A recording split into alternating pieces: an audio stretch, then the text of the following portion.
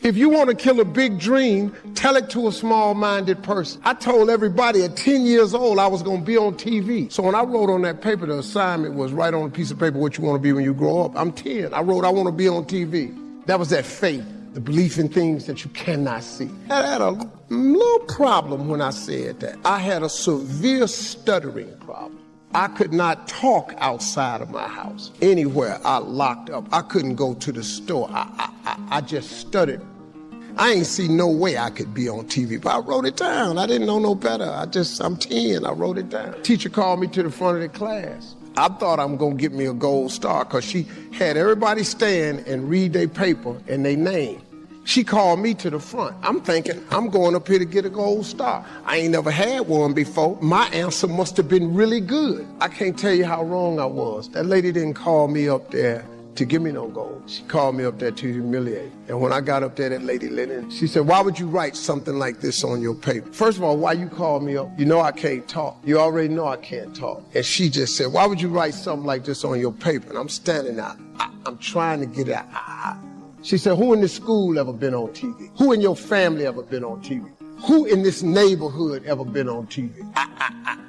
She said, look at you standing there. You can't even talk. How they gonna put somebody like you on TV? So every Christmas, I send her a flat screen TV because I don't want her to miss me. I want her to see what God had done for me. Do you realize that every day you thought you wasn't gonna make it? Do you remember them days where you thought it was absolutely unbearable and you thought you wasn't gonna endure that one? Do you know that your survival rate for every last one of them bad days is 100%? Your track record for surviving bad days is 100%. You survived every hater. You survived all the evictions. You survived the firings. You survived all the tell you no, we ain't hiring. You survived all the trouble you ever been in. Your survival rate is 100%. You can protect yourself from negativity. And that's what stops most people, negative thoughts. You can coat your mind from negativity. It's a real simple exercise to do. I do it every morning before I walk out the door. So I walk out as a positive person. You know, I get tired sometimes. That's different from being negative. But to coat your mind from negativity, the way you can put a coating around your mind is with one simple thing, gratitude. Gratitude erases negativity. I'm gonna show you how this works. If you wake up in the morning and you start having negative thoughts, man, this ain't my day. I woke up on the wrong side of the bed. I'm tripping, I just don't feel myself.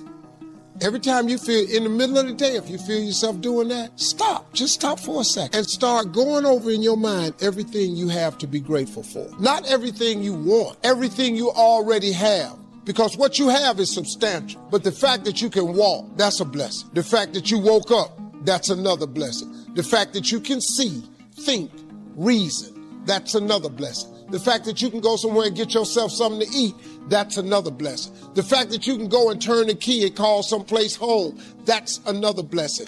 The ability to dream is a blessing. The fact that you have an opportunity to get it right is another blessing. The fact that you're beautiful, that's another blessing. The fact that you have any measure of health, that's another blessing. I could give you 50 things you ought to be grateful for right now. I don't even know you. We're all participating in this thing called life, all of us. This life, you stop expecting it to go smooth, because it ain't finna go smooth. The road to success is always under construction. This life ain't set up to be smooth. You combat negativity and you combat discouragement with gratitude. It's the one way to combat discouragement. What messes you up is you focus on the thing that's not happening, and that causes you to get discouraged. So whenever you get discouraged, you have to change your focus from what's not happening to what has happened. And it straightens you out immediately, because what causes the downslide is if you get wrapped up into what ain't happening, it get ugly, man. And it just snowballs. But you have to focus on gratitude. People don't understand how serious gratitude is. You know, it's a serious principle of success. It's hard to be miserable and grateful at the same time. So when you get down and you start thinking about how dark it is, I want you to remember everything your mother taught you that was good. When you get depressed and you get discouraged, you got to replace it with joy. What has God done for you? I pull out a list of everything I'm grateful for. By the time I got to the 13th thing, I thank God for 75 things every morning. By the time I got to 13, I was fine. Because guess what?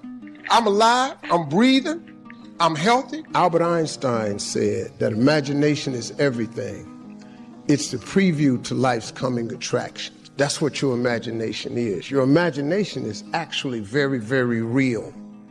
Everything you imagine could be a preview to life's coming attraction. Everything we have today came from somebody's imagination. Everything you've ever imagined is real. See, I tell young people like this.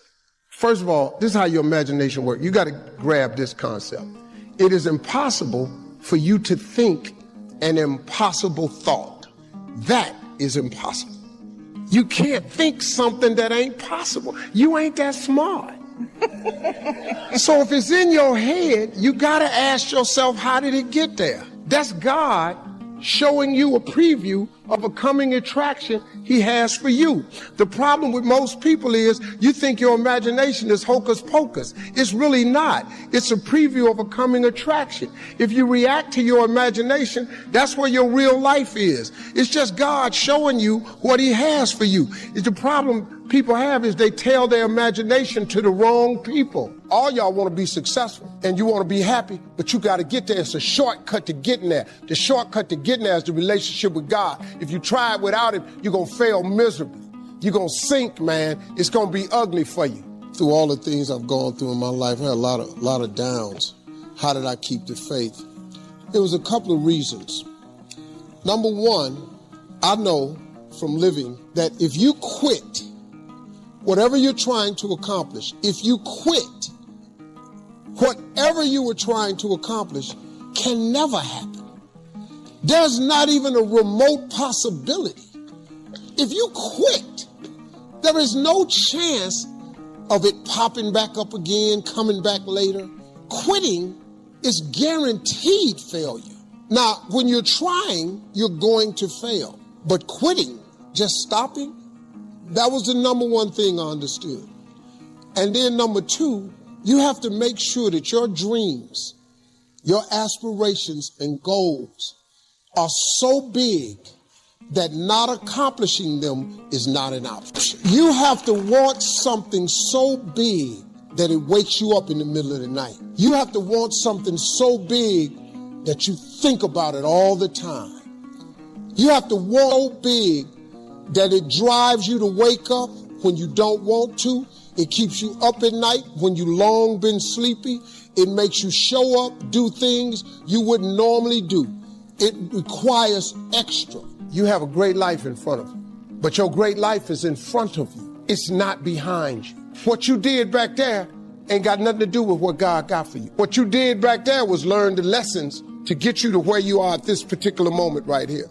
But what God got for you, do you know, man, that you can actually mess your life completely up? You can jack it all the way up and you can turn around and get it right. Do you know that you can be divorced multiple times and still be okay? Do you understand that you cannot have a degree and still be just fine? You want to know how I know? Because I'm telling you what I know. I lost everything twice. I don't know if you've ever lost everything before, but I've been bottomed out twice. I done seen rock bottom 2 times. I've been through some walls up in here, man. I'm just trying to tell you, man, God is really with you. You can jack your life all the way up. God is in the forgiving business. You can make all the mistakes you want to make or think you shouldn't make. God is in the get it together business. If you got dreams and visions, I got news for you. God is in the make your dream come true business. He did it for me. How he won't do it for you? A lot of y'all better than me. I'm just going to flat out tell you. Most of y'all ain't done what I had to do to get to where I am today. You just ain't had to do this type of dirt. You ain't been homeless, so you ain't got scrap like me. I've overcome it all because I have a relationship with him. And you can listen to me and tell that I'm not a perfect person. I am not a perfect Christian. I have my flaws. I am a flawed human being. I'm hurting. I'm hurting, man.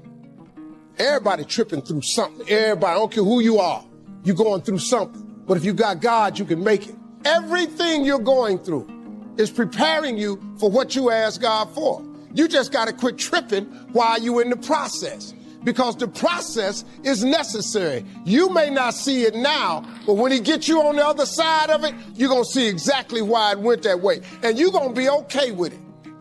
But quit tripping during the process. Oh, Lord, why me? You ain't the only one. Oh, Lord, why me? You ain't the only one.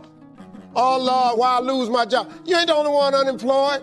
Oh, Lord, why he leave me? You ain't the first chick got left. This might not even be your last time getting left. Pull yourself together and quit tripping, because you in the process. God is processing you. He ain't through with you. If he was through with you, you would not wake up in the morning. He gonna fix it. Everything is wrong. First of all, let me tell you this right here. Why are you tripping? I look back on my life at all that I've been through. So the stuff I'm currently going through, I have built up enough reservoir that living in the car taught me that this ain't it. So the things I'm going through now, I know this ain't it, that he gonna come get me in a minute.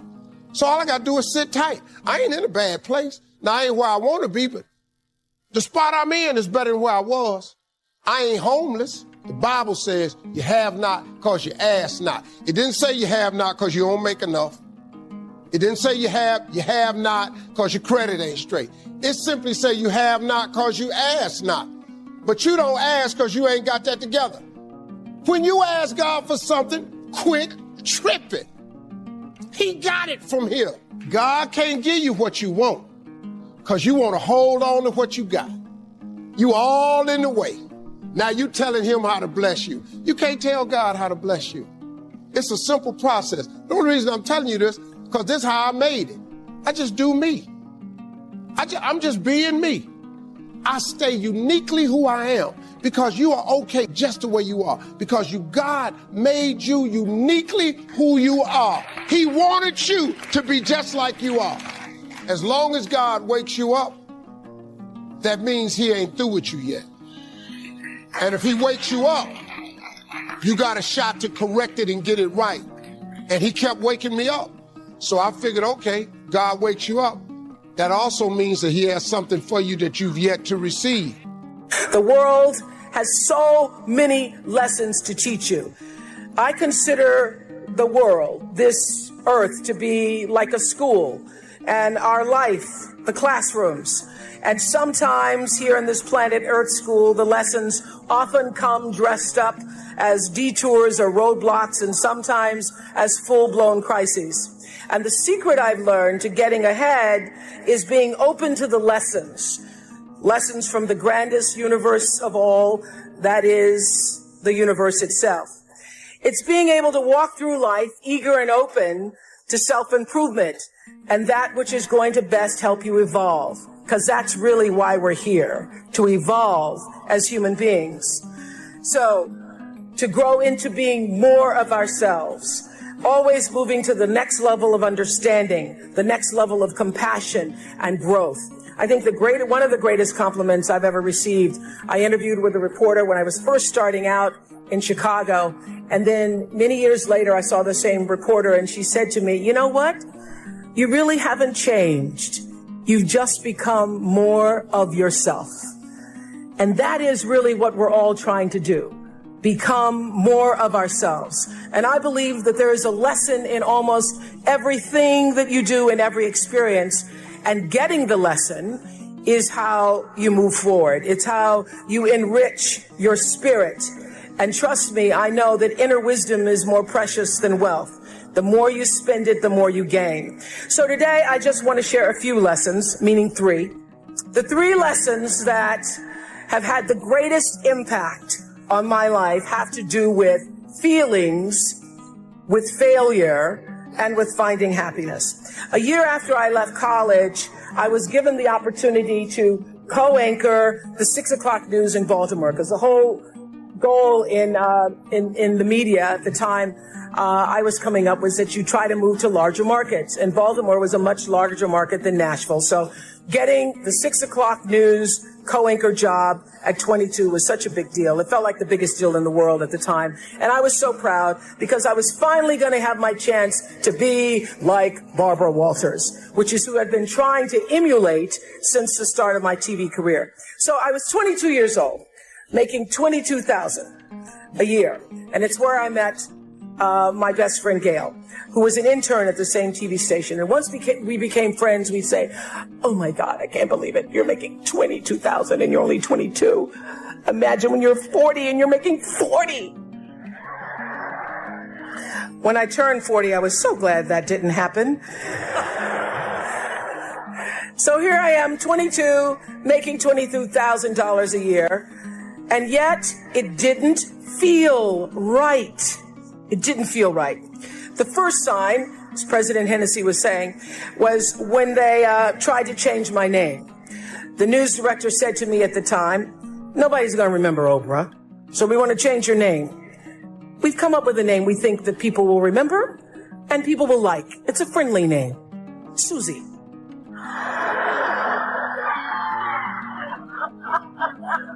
Hi, Susie. Very friendly. You can't be angry with Susie. Remember Susie. But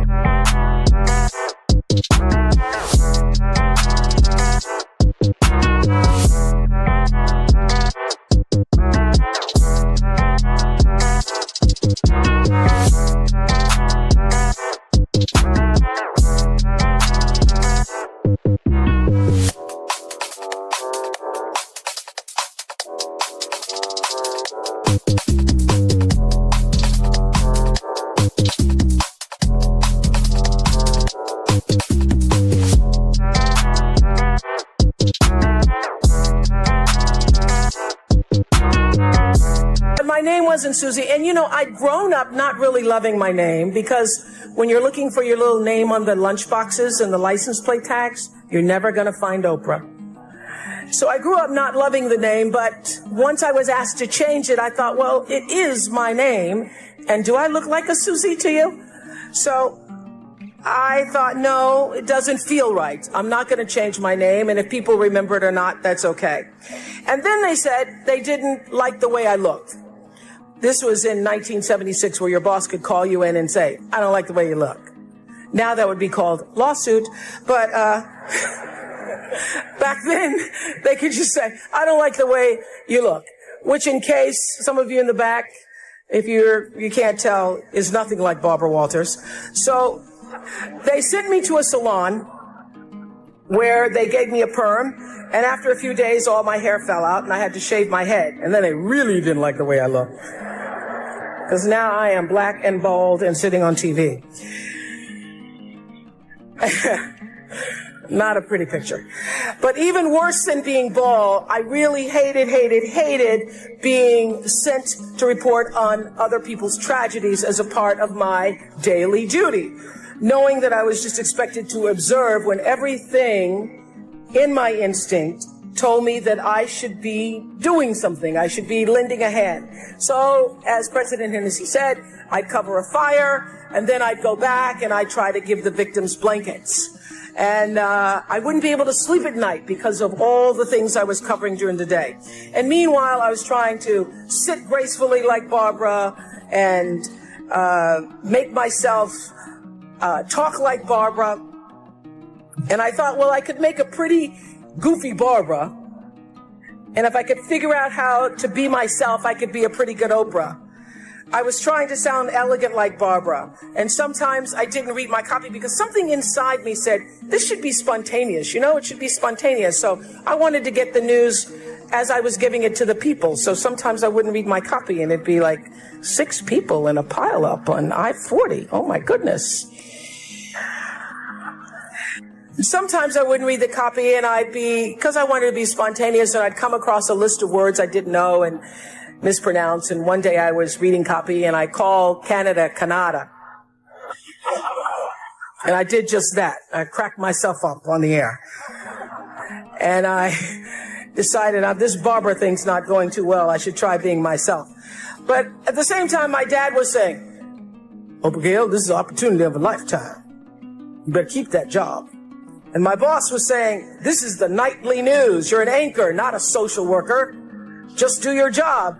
So I was juggling these messages of expectation and obligation and feeling really miserable with myself. I'd go home at night and fill up my journals, because I've kept a journal since I was 15, so I now have volumes of journals. So I'd go home at night and fill up my journals about how miserable I was and frustrated, and then I'd eat my anxiety. That's where I learned that habit.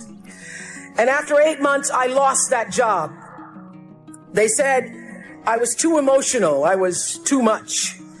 But since they didn't want to pay out the contract, they put me on a talk show in Baltimore. And the moment I sat down on that show, the moment I did, I felt like I'd come home. I realized that TV could be more than just a playground, but a platform for service, for helping other people live their lives.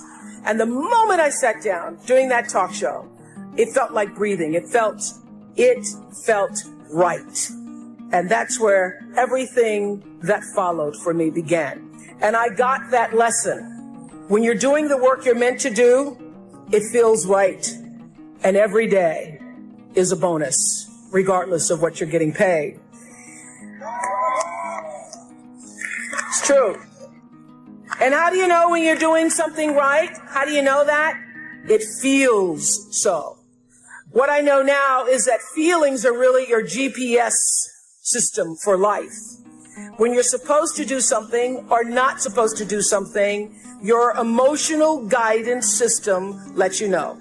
The trick is to learn to check your ego at the door and start checking your gut instead. Every right decision I've made, every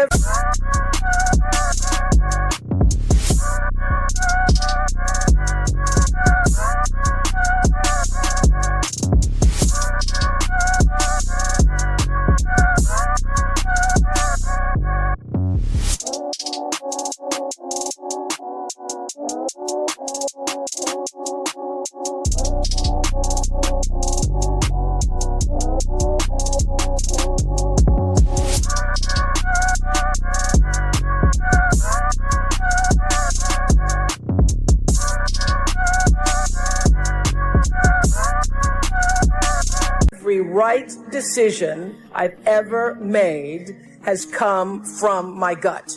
And every wrong decision I've ever made was a result of me not listening to the greater voice of myself.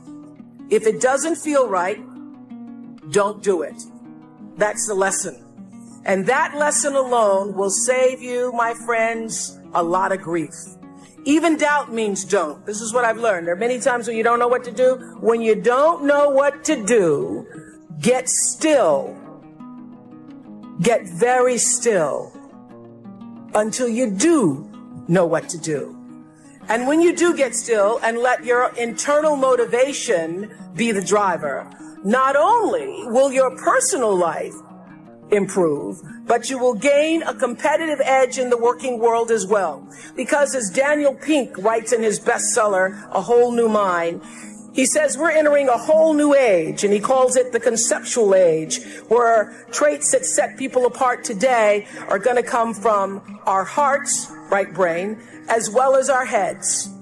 It's no longer just the logical, linear, rules-based thinking that matters, he says. It's also empathy and joyfulness and purpose, inner traits that have transcendent worth. These qualities bloom when we're doing what we love. So when we're involving the wholeness of ourselves in our work, both our expertise and our emotion. So I say to you, forget about the fast lane. If you really want to fly, just harness your power to your passion. Honor your calling. Everybody has one. Trust your heart, and success will come to you. So how do I define success? Let me tell you, money's pretty nice. I'm not going to stand up here and tell you that it's not about money, because money is very nice. I like money. It's good for buying things. But having a lot of money does not automatically make you a successful person. What you want is money and meaning. You want your work to be meaningful. because meaning is what brings the real richness to your life. What you really want is to be surrounded by people you trust and treasure, and by people who cherish you. That's when you're really rich. So lesson 1, follow your feelings. If it feels right, move forward. If it doesn't feel right, don't do it. Now I want to talk a little bit about failings, because nobody's journey is seamless or smooth. We all stumble. We all have setbacks. If things go wrong, you hit a dead end, as you will. It's just life's way of saying, time to change course. So ask every failure. This is what I do. Every failure, every crisis, every difficult time, I say, what is this here to teach you?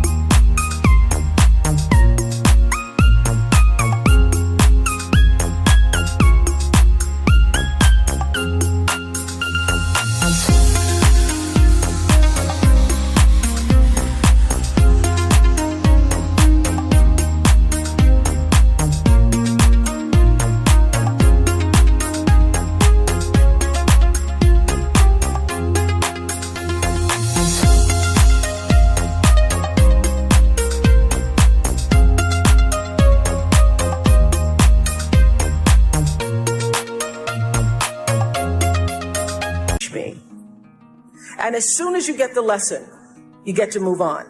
If you really get the lesson, you pass and you don't have to repeat the class. If you don't get the lesson, it shows up wearing another pair of pants or skirt to give you some remedial work.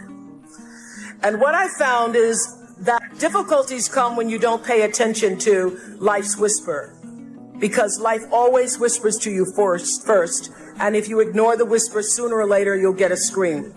Whatever you resist persists, but if you ask the right question, not why is this happening, but what is this here to teach me?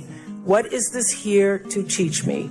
It puts you in the place and space to get the lesson you need. My friend Eckhart Tolle, who's written this wonderful book called A New Earth, that's all about letting the awareness of who you are stimulate everything that you do. He puts it like this. He says, don't react against a bad situation, merge with that situation instead, and the solution will arise from the challenge. Because surrendering yourself doesn't mean giving up, it means acting with responsibility. I founded the school where I'm trying to give South African girls a shot at a future like yours. And I spent 5 years making sure that school would be as beautiful as the students. I wanted every girl to feel her worth reflected in her surroundings. So I checked every blueprint. I picked every pillow. I was looking at the grout in between the bricks. I knew every thread count of the sheets. I chose every girl from the villages, from 9 provinces. And yet, last fall, I was faced with a crisis I'd never anticipated. I was told that one of the dorm matrons was suspected of sexual abuse. Well, that was, as you can imagine, devastating news. First I cried, actually I sobbed for about a half an hour. And then I said, let's get to it. That's all you get, is a half an hour. You need to focus on the now, what you need to do now.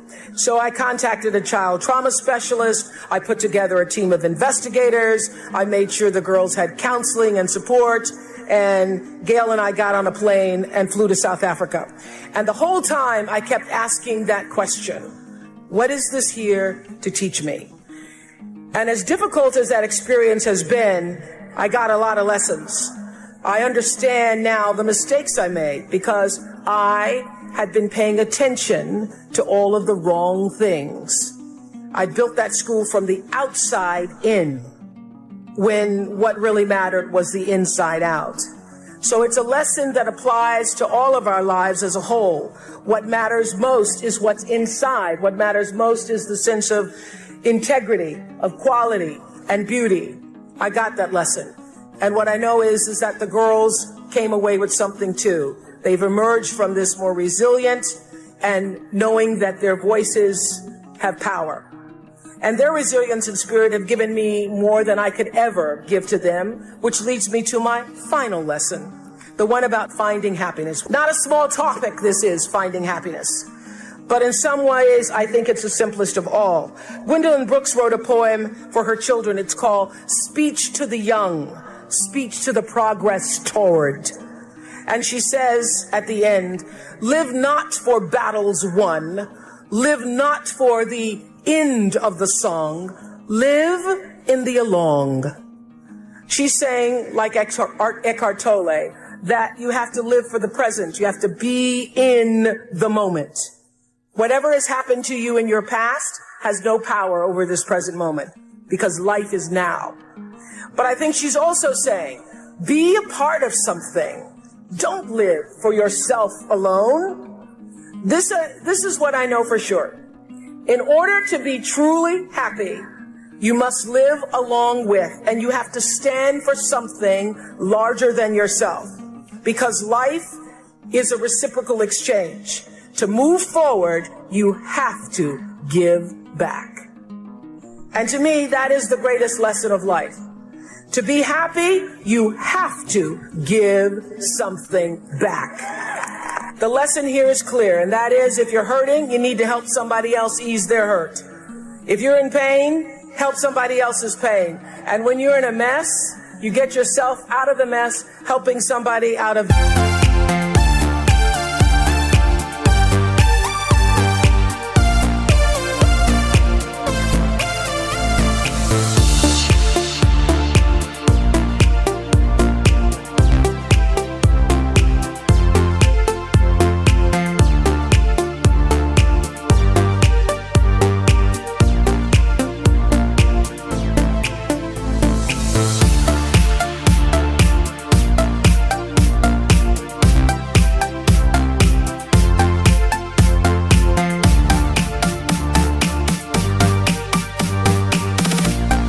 theirs. And in the process, you get to become a member of what I call the greatest fellowship of all, the sorority of compassion and the fraternity of service. There's actually a helper's high, a spiritual surge you gain from serving others. So if you want to feel good, you have to go out and do some good. But when you do good, I hope you strive for more than just the good feeling that service provides, because I know this for sure, that doing good actually makes you better. So whatever field you choose, if you operate from the paradigm of service, I know your life will have more value and you will be happy. I was always happy doing my talk show, but that happiness reached a depth of fulfillment, of joy that I really can't describe to you or measure when I stopped just being on TV and looking at TV as a job and decided to use television, to use it and not have it use me, to use it as a platform to serve my viewers. That alone changed the trajectory of my success. So I know this, that whether you're an actor, you offer your talent in the way that most inspires art. If you're an anatomist, you look at your gift as knowledge and service to healing. If you choose to offer your skills and talent in service, when you choose the paradigm of service, looking at your life through that paradigm, it turns everything you do from a job into a gift. So you've been enriched in countless ways. There's no better way to make your mark on the world than to share that abundance with others. My constant prayer for myself is to be used in service for the greater good. So let me end with one of my favorite quotes from Martin Luther King. Dr. King said, not everybody can be famous. And I don't know if everybody today seems to want to be famous, but fame is a trip. People follow you to the bathroom, listen to you pee, just try to pee quietly, it doesn't matter. They come out and say, oh my God, it's you peed. Oh. That's the fame trip, so I don't know if you want that. So, Dr. King said not everybody can be famous, but everybody can be great because greatness is determined by service. You don't have to have a college degree to serve. You don't have to make your subject and verb agree to serve. You don't have to know about Plato or Aristotle to serve. You don't have to know Einstein's theory of relativity to serve. You don't have to know the second theory of thermodynamics and physics to serve. You only need a heart full of grace and a soul generated by love.